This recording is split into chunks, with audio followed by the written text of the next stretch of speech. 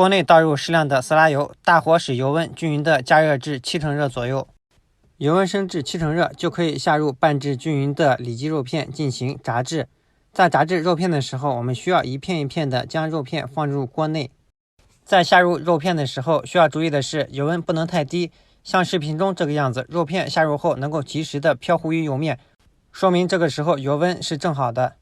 油锅内下入适量的肉片后，我们用勺子略微的进行搅拌和推动，使肉片受热的更加均匀。在炸制锅包肉的时候，我们一次下入的肉片不要太多，要少量多次的进行炸制。锅包肉炸至表皮完全酥脆，并且全部飘忽于油面的时候，我们就可以用筷子夹出，放入漏勺内控干油分。